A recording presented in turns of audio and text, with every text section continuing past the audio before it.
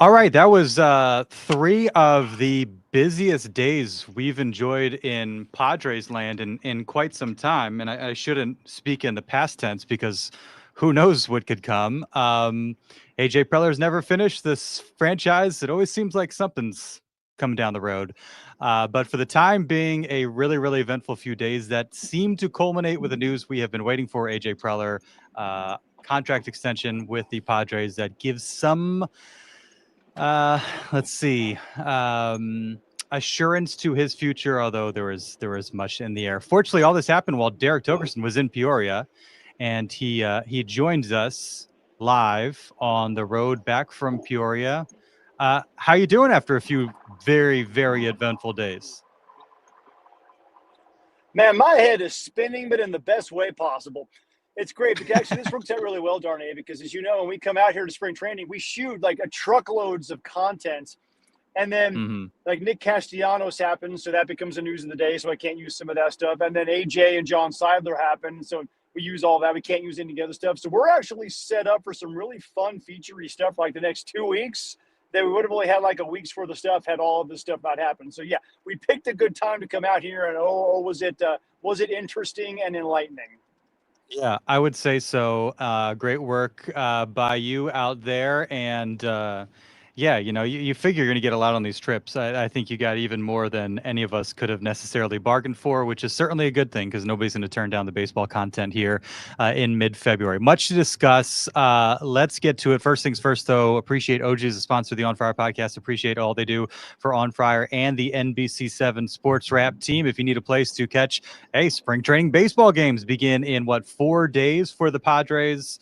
NBA post All-Star break. Now we're heading full steam ahead to the postseason. NHL last week of the Winter Olympics. Milan Cortina. OG is a great place to do it. Bunch of locations around San Diego County. Tons of TVs. Great menu. Awesome beer list. So shout out to OGs. Appreciate all they do for the On Fire podcast. Without further ado, where are we here? There it is. The welcome music.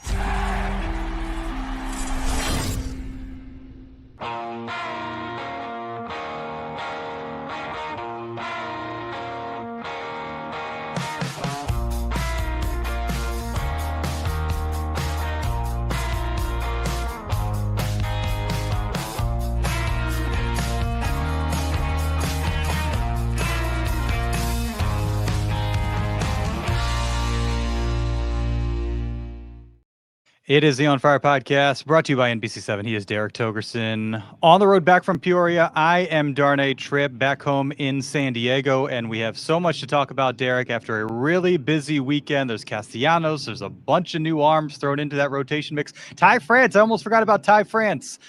We actually saw Ty today, yeah. We actually heard from John Seidler and Eric Grupner, and of course the AJ Preller news, which is at this moment at least kind of the cherry on the top of this Padres breaking news cake. We'll start with Preller. This was a long time coming. Felt kind of like an inevitability. Finally happened today. What's your takeaway? Haven't had a chance to obviously be around there. You heard from AJ Preller, but then hearing from Seidler and Grupner today. Yeah, this was always going to happen, and I kind of got that sense because we talked to AJ on Sunday. We're taping this on Monday. So talked to AJ on Sunday.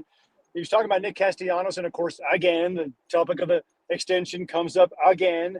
And he was like, hey, it's like we're talking, we're working. Listen, like I've been doing a lot of stuff. Obviously, I've been focusing on. We landed 3 guys in the last 24 hours, so like we're doing baseball stuff here.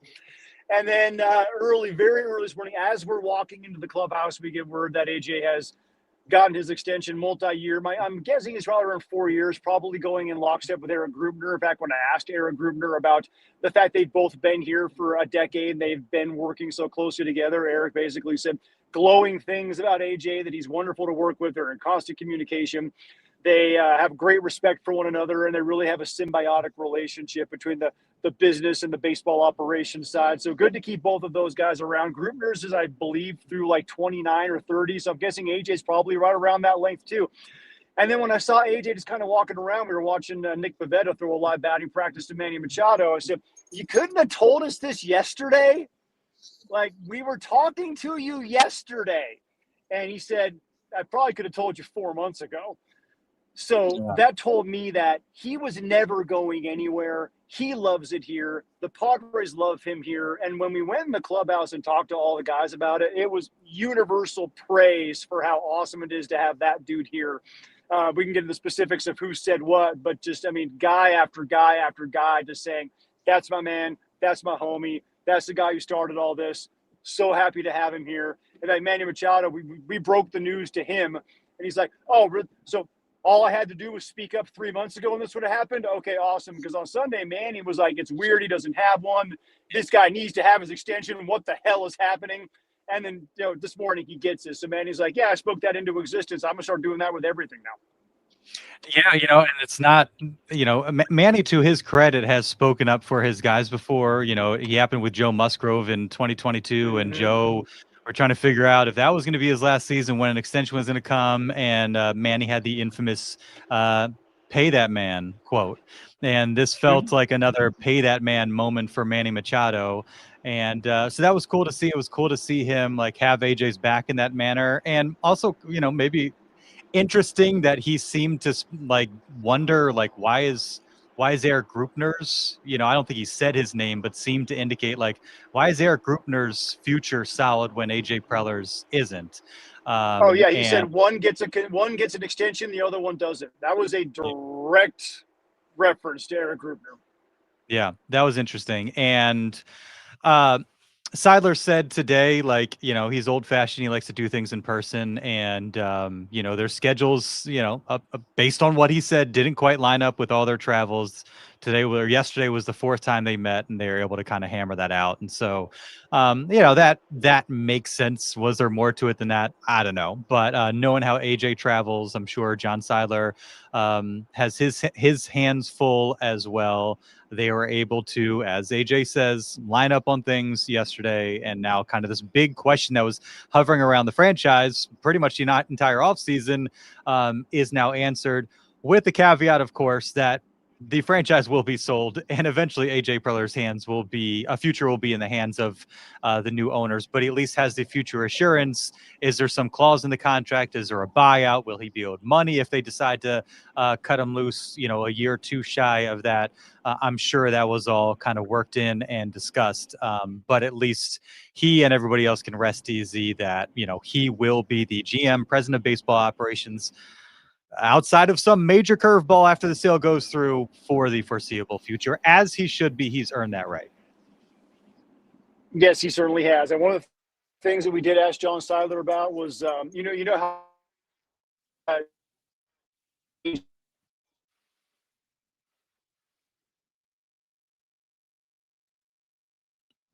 We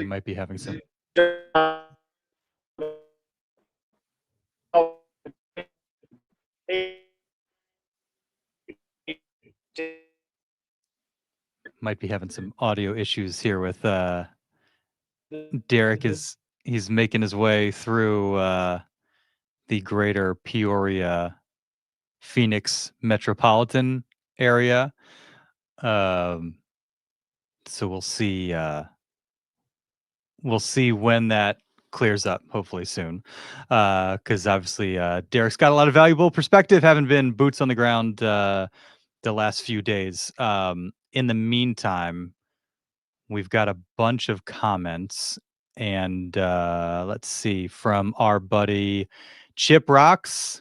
This feels like a hold my beer moment for AJ with his extension and the signings the past couple of days. Seems like we aren't messing around now and are taking 2026 seriously. Just saying. Yeah, a lot has happened, AJ, to his credit, and that's one of the things he said throughout is, his focus has been on building this roster for 2026, and he's done a lot of building. I think the last couple of days, more than expected. We figured the Nick Castellanos thing could be a possibility, but Herman Marquez, Griffin Canning, Ty France, there's been one move, I'm sure I'm forgetting one move after another to really stack this roster and create a ton of competition in spring training, where there's going to be some quality ball players that are left off that opening day roster, which we haven't been able to say necessarily every year in the past with position battles that have kind of left a lot to be desired. Now you look at first base, you look at the rotation, there's a lot of bodies and a lot of proven guys that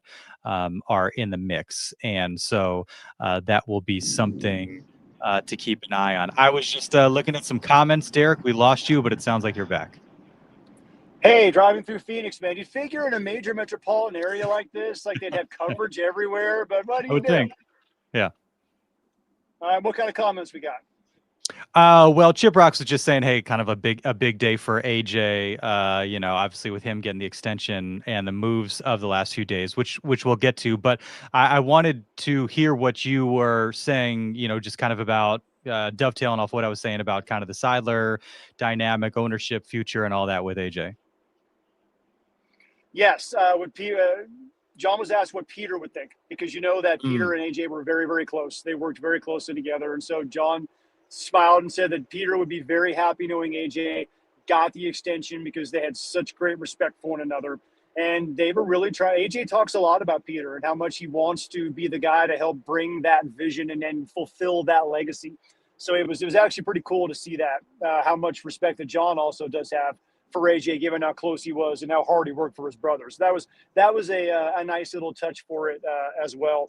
And in regards to AJ getting that extension before the sale, John said it was important because he wanted to make sure that that guy was also taken care of, and it was kind of a package deal moving forward. And the new owner had a stable front office that they could be, working with for the next several years. So that's one of those things that always kind of goes either way, Darnay. When you're talking about a sale, is either the people who own it want to come in and clean house and bring in all their own people, or they see something that's working and they want to come in and just reinforce and give some more assets to the group that's already there. So it really sounds like the latter here, where they're trying to make sure that they have this group ready to go, and the new owner come in and just roll with whatever they have already in place. It's obviously been working for the last, 7-8 years. Yeah, I mean, there's no reason for that individual to come in and clean house from that standpoint. Eric Grubner's done a fantastic job. AJ Preller's done a really, really good job as well. Agreed. And it's interesting. Like, you hear that all the time with like a coaching staff or a GM within a league. It's interesting when you consider like some of the names that we've heard. And one of the things John Seidler said today is like, you've heard some names that were reported. There's a lot, there's others that are interested that have not been reported publicly, but Dan Friedkin, why am I, I'm Jose of course, Felicianos. Jose Felicianos. That was Felicianos. Thank you. I was drawing a blank there. Guys that are coming from the outside, recently got into sports in the soccer space. You wonder, what kind of, like, I'd be surprised if they came in with like, yes, obviously this is who I'd want to be my GM and president of baseball operations, when they don't have a baseball background. Now, these guys, they have, I'm sure, a robust network. So maybe they have somebody in mind, or somebody who they've crossed paths with or heard about or what have you. But it would feel a little bit different than when you bring in like somebody who's previously a GM or a president of baseball operations in Major League Baseball, or a coach who's overhauling a coaching staff. I would think maybe it's a situation. Now, Joe Lacob, obviously in American sports, and he's dabbled and shown interest in Major League Baseball. Like, maybe he's the guy that would have a group in mind to lead that front office. But that's one of the things I'm kind of curious about, is like, when that person takes over, are they coming from a baseball space or a different space? And do they know, like, have they been involved in the game, and do they have kind of a Rolodex of people that they could easily slot in these positions? Or will they come here with an open mind for folks like AJ Preller and Eric Grubner and others who have been in the front office for a long time? Yeah, that is, these people are all obviously very successful in business. So they know what to do and how to do it to put together a successful organization. So they could come in and look at it and go, this is exactly what we're looking for. Or they could come in and look at it and go, no, I want to do things a little bit differently. So let's do some tweaks here and there. Very interesting to see which way that they're going to go. One of the things that John Seidler did say when asked, what are you looking for in a new owner? Because they do get to, all these bids come in and they get to choose whoever gets it. And a lot of times it doesn't just simply go to the person that puts in the biggest bid. He said one of the things he wants is to make sure it's somebody who has ties to San Diego. Now, How loosely those ties may be, I don't know. Dan Friedkin, as we know, was born in San Diego, although we haven't really been able to glean how long he stayed here, but obviously he has some sort of root here in the area. That would maybe be leaning toward someone like that. But he said he wants to be somebody who also has a deep love for the Padres, a deep love for the city, and a deep love of baseball. So it's going to be somebody who really has some sort of a baseball fandom in them as well, that's going to put this organization and this city in the best hands possible. Yeah, that's a really good point. And you grilled Seidler on the relocation bit of it as well, and he provided what assurance he could that that's not a thing. Correct. His line, quote, "The Padres are not leaving San Diego." So I did follow up and ask him, is that going to be put into a contract? Like, is that going to be an assurance that you can make that whoever you sell it to, like, you are not able to go anywhere for X amount of years? And he said he's not going to get into any particulars on what may or may not be negotiated, which that's not a no. But then he launched into what we've talked about really on this podcast, Arnett. He said, quote, "A new owner would have to be nuts to leave San Diego."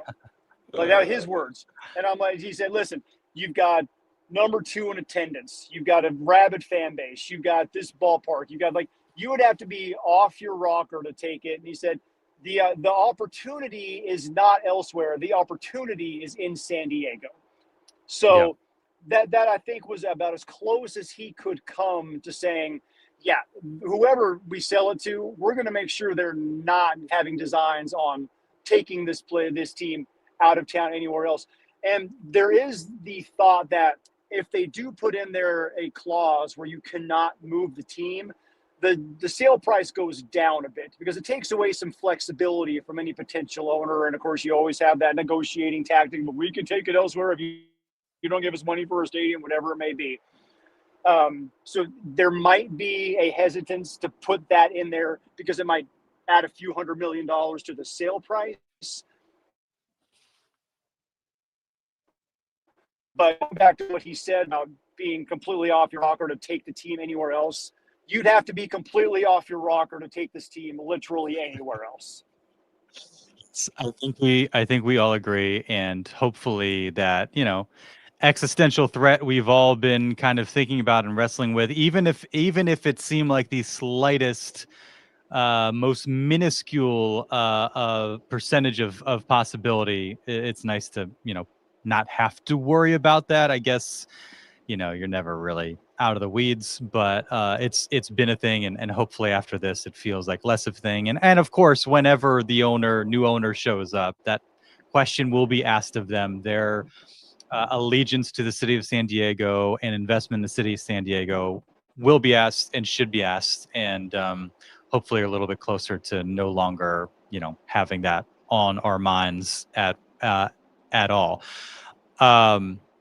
Chip Rock's chiming in. I'm more hopeful for the Padres today than I was last week, and I would have a tough time disagreeing. And I think you and I even touched on that last week, like feeling kind of optimistic, all things considered. Like, an ownership change of hands can be a little bit scary.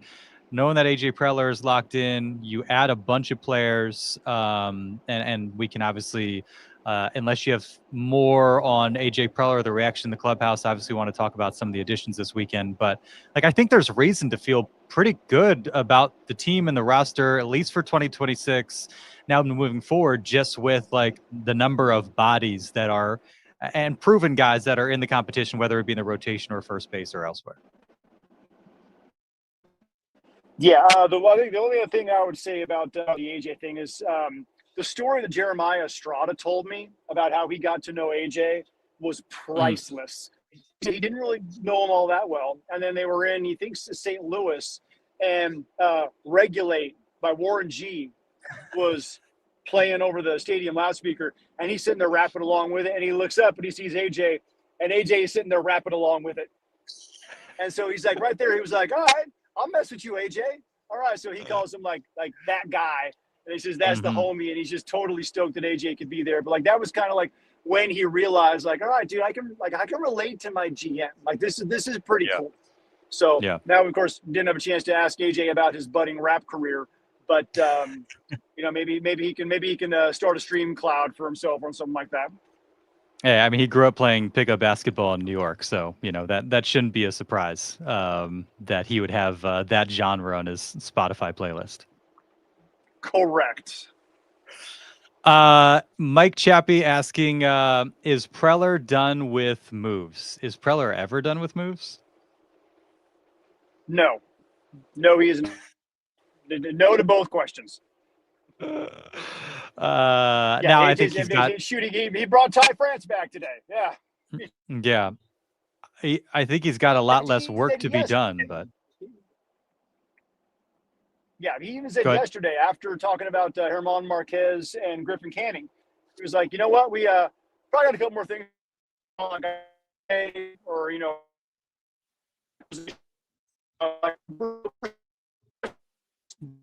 they want to add as many viable or potentially viable options in as many different positions as they possibly can. So he is absolutely not done. And they're looking around. There's still a lot of pretty good players out there to dabble with too.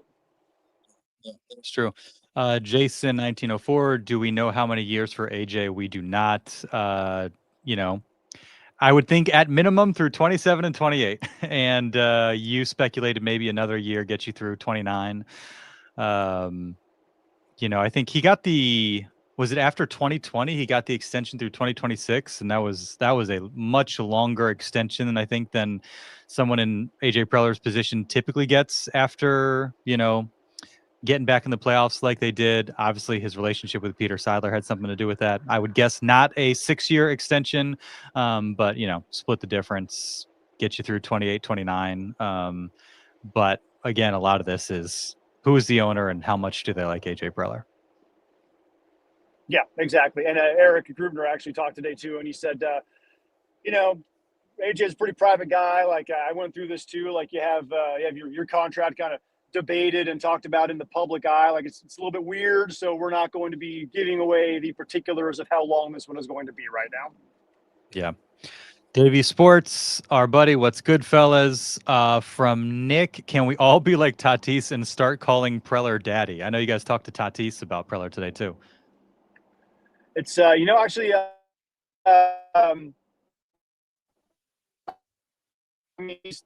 he's the daddy of the Padres. Heck not. Like he's finding ways, And the other thing that a lot of guys talked about, Xander Bogaerts and Craig Stammen were both like, what you want is a GM who's going to go for it.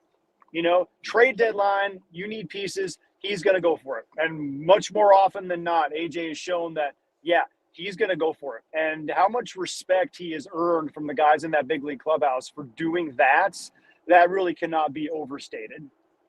Well, and especially when you hear what Manny had to say about the Dodgers and how much he loves how much they're spending. And, AJ, and we're the one place where Manny is off the mark. I appreciate the spirit of what he's saying. The one place where Manny is off the mark is no other club has the TV deal and the bankroll that the Dodgers have. I shouldn't say no other club. Steve Cohen does exist. There are others that can dabble a little bit, but it is on a different level from the Dodgers. But the spirit of it is spend, be aggressive as you can, invest as much as you can. And AJ Preller has been as aggressive as anybody and wants to spend whatever it is that he is able to spend. That AJ Preller is going to do that. And obviously there's a deep appreciation for Manny that he's got a guy that wants to push it to compete as best as they possibly can with the Dodgers. Well, what Manny was talking about there was not sheer dollars, because you're right. Nobody else has that sheer spending clout that they have. I mean, the Mets do, obviously, but it's few and far between. What he was talking about was how much of their profits the Dodgers put back into the product, how much of their earnings they put back into players. I've seen reports up to 75% of profit goes into players and salary and payroll. What they do is they make money, but they put that money back into the payroll. I would love to see how it differentiates from the Marlins or the Pirates. How much are they putting back, and what percentage of their profit or their revenue are they putting back into the players to make a better team? That's what he was referring to. And the Padres do a very good job of how much money they make, putting it back into the roster. They're probably in the top third of the league in doing that. So that's what Manny was saying. Like, everybody makes money, very few teams do what the Dodgers do and put it all right back into the team to make the team good and continue to stay good. I've definitely seen a graphic that lists all 30 teams, revenue and payroll, and I'm not going to try and look for it now, but that'd be something to find and assess, because I've seen that floating around, and obviously it does underscore for a lot of those franchises the point that you just made, that there is a lot of money that is, not being spent in an effort to line the pockets of owners instead of serve fans and put a better product on the field. Yes, exactly. More from Nick. Getting a $100 million slugger and a Gold Glove first baseman for pennies. Preller sure knows how to work within a budget. Obviously, the Castellanos news before today was the big news, with Philly parting ways with him, which was expected, and they'll take the $20 million hit, or exactly what it is. Padres can pay Castellanos the minimum and hope for the upside, hope for the fit. And I will say, like, again, go back to our last episode, fresh off reading that Matt Gelb piece in The Athletic, about the divorce between Castellanos and Philly. Like, I had concerns, and hearing him, hearing Preller, hearing Stammen, again, it's easy to say the right thing in those situations, but they said the right things, and Castellanos seemed to take seriously the situation in Philly, wanting to learn from it, express what he's feeling, don't let it build up, wanting to be a team player, do whatever they need him to do. I feel good about it. I like the upside of it, and if he hits, that's huge. I don't think the success of the Padres necessarily relies on it, so I think that's a plus, and it's probably pretty easy to move on if for whatever reason it doesn't fit. So it feels low risk from that standpoint, but with real upside when you know what he has done in the past. Yeah, as AJ said, 290 and 20 would be good. That'd be nice. Which he's fully capable of. And what was interesting was one of the things we'd heard about Nick Castellanos, and what he did not like about Rob Thompson, his manager in Philadelphia, was the fact that Thompson never played in the major leagues. The perception is he didn't understand what players go through and what Castellanos was going through. And that was part of his intention, was like, the things you're doing here are not conducive to winning, because you don't win at the major league level because you never – unprompt, when asked about Craig Stammen, he said, I like him. He talked to him on our Zoom calls. And he understands he's played in the major leagues. He played more than a decade in the major leagues. He has been through successes. He's been through failures. He said that and his line was, there's a respect in that. So even if it is just like that, that means a lot to him, that he can feel like he can respect his manager, because he feels like his manager understands what he goes through and where he is coming from. So if that alone gets Nick Castellanos to be in a mental spot where he is able to produce the way that he is capable of producing, and we have seen him as a two-time All-Star and an occasionally extremely good postseason contributor, that would go miles to making this a fantastic signing. If he just doesn't have issues with what's going on and can focus on just being the ball player that we've seen he's capable of being. Yeah, and you would hope, Manny, for all the dust ups he's had with reporters and that sort of thing towards the end of last year, that I think kind of make us all roll our eyes a little bit. I think, in terms of setting an example, the way he shows up, that sort of thing, like we've seen those leadership traits on display, and hopefully, they've known each other since they were 9 years old. Like, hopefully that history, that relationship will mean something. Bringing him into this clubhouse, get him know the culture that's been instilled the last couple of years that Craig Stammen hopes to kind of continue. Jackson Merrill growing into his voice as a leader. Joe Musgrove obviously being around.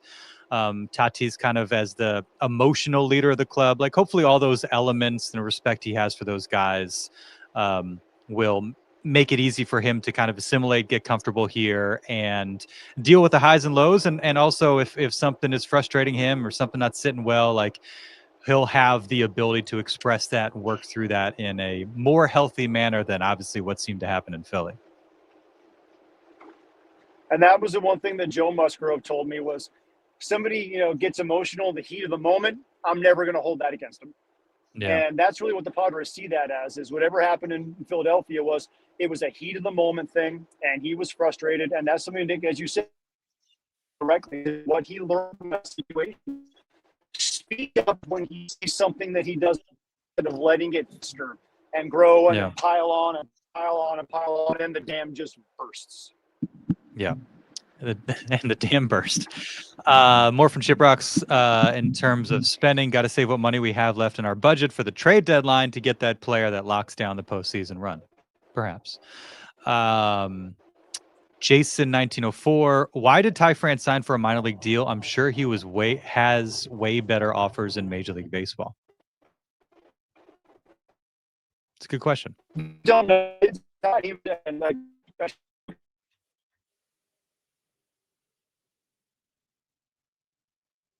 Uh-oh.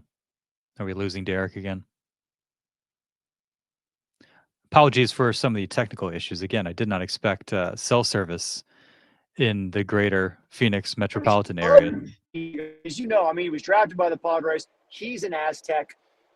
I wonder if he just wanted to get back to a comfortable, familiar place to maybe get his mojo back a little bit. Because after being an all-star in Seattle, he had an injury. His bat didn't really come around. Started to maybe a little bit in Minnesota and Toronto last year. Plays great, as you said, fantastic Gold Glove defense, which is awesome. Now that Castellanos is going to be playing first base as well as Gavin Sheets, I doubt there's a spot there for him. But maybe there's a rotational infielder along with some Moonsong kind of role. But it wouldn't appear that there's a readily available spot for him in this organization. But maybe he wanted to be here because he wants to be part of a winning organization, and the only other team asking was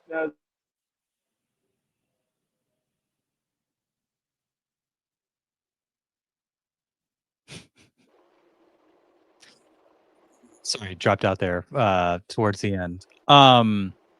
It's interesting, and you did get a chance to sit down with Gavin Sheets, and I think it was probably after the Castellanos news, before the Ty France news. And we went from Gavin Sheets, he's our guy, first baseman, right of first refusal, we're going to go with him, to we're also going to give Nick Castellanos a shot at first base. Miguel Andujar is here, and also Ty France. And all of a sudden, it's a little bit more crowded. Not to say that Gavin Sheets can't elevate above the competition, but the pathway for Sheets back home, as he put it, there's some more company there, so it's going to be interesting to see how that shakes out.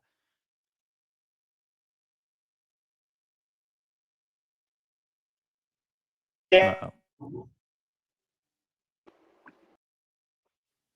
Oh no, we lost him again. Well, we will wind down here. Yeah. Somebody's messing with his Wi-Fi for sure.